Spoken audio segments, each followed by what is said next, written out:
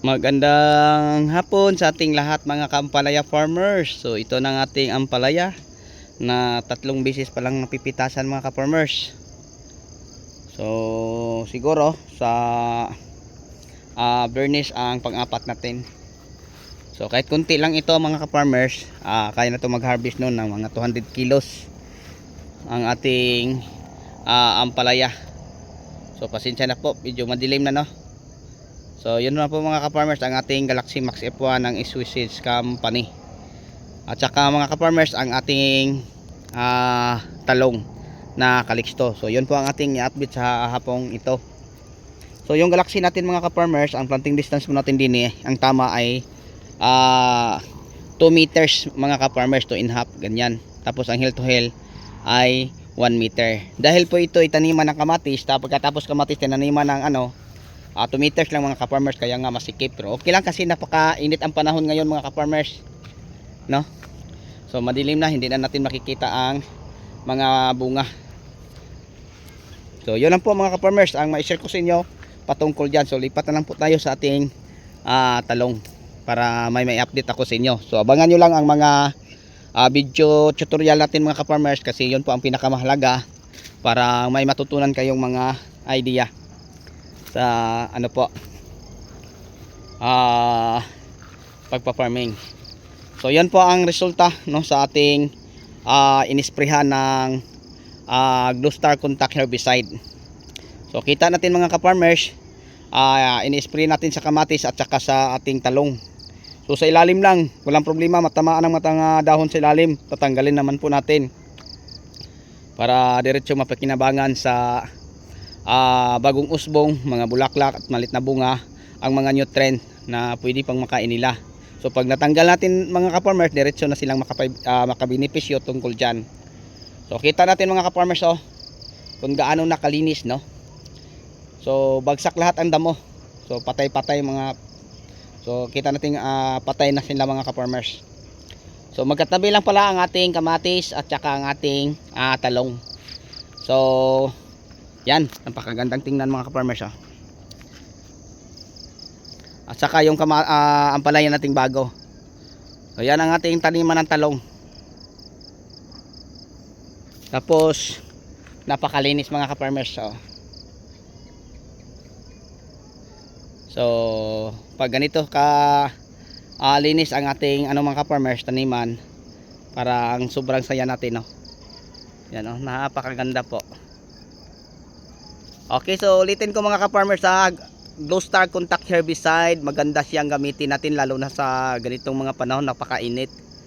Contact lang po siya, ang matatamaan lang po niya ang mga mamatay. Di bali matamaan ang puno, walang problema. Kung matalsikan ang dahon sa kamatis, ulitin ko, at saka sa talong or sa ampalaya, walang problema kasi tatanggalin naman po mga ka-farmers. Kung masusunog man, yun lang mga ka-farmers, hindi na, kasi sa na-experience ko sa Gluestar Contact Herbicide, yung wala tayong mapapansin na parang konting stress, no, sa ating tanim. So kita naman po ninyo, no, sa ating mga update, no, na napakaganda, napakalinis. So yun, sa ganitong mga panahon maganda siyang gamitin. Pag halimbawa ay sa tag-ulan, ang isa-suggest ko lang sa inyo yung Bariton, kasi ang resulta ni Bariton mga ka-farmers, para siyang systemic herbicide, no, yung mga glyphosate, hindi siya glyphosate, yung glyphosate, yun po ang mga systemic, pero ang glyphosate yun po ang mga contact. So magkatabi lang ang ating kamatis at saka talong. Yan ang ating kamatis, at ito naman po mga ka-farmers ang ating talong sa aking harap hanggang doon. Yan ang lawak natin. So magkatabi lang po sila pati sa ating ampalaya. So madilim na mga ka-farmers kasi na si haring araw, pawala na. So yun lang po. So ang litro po sa Gluestar mga ka-farmers, mura lang po. Kung by case, parang tinatamaan lang na sa mga 400 lang per liters, no. So yun lang. Tapos yung 400 mo mga ka-farmers, 10 knapsack sprayer, kasi 100 ml lang ang nilagay ko. Nag-add lang ako ng hostik sticker 10 ml. Yun lang. 100 ml sa Gluestar Contact Herbicide, tapos 10 ml sa hostik. Then ganito na. So yung ganito kalawak mga ka-farmers, kamatis at saka talong, mga nasa mga 15 lang siguro kanapsak. So isang litro at kalahati, nasa 600 lang ang magagasto mo. Plus tag 20 per knapsack. Oh, yun po mga ka-farmers, 600, 300, 900. Sa 900 mong ka-farmers, isang araw lang, ganito nakalinis lahat ang taniman mo. So maganda lang po siyang gamitin sa mga ganitong panahon, no?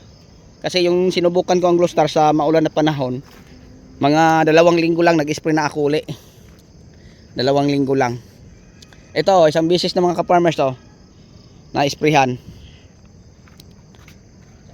So padilim na mga ka-farmers. So hanggang dito na lang siguro, no. Maraming salamat po. God bless at mabuhay po tayong lahat. Thank you. Happy watching. So abangan nyo lang ang mga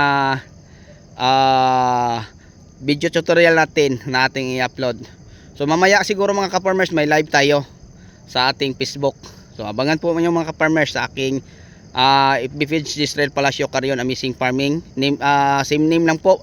So yung page natin, Top Farmer Hero, Jezreel Palacio Carion, Top Farmer Hero. Sa ating YouTube, Jezreel Palacio Carion Amazing Farming. So yun lang po. Thank you po sa inyong lahat. God bless. Happy watching. See you next vlog. Bye bye.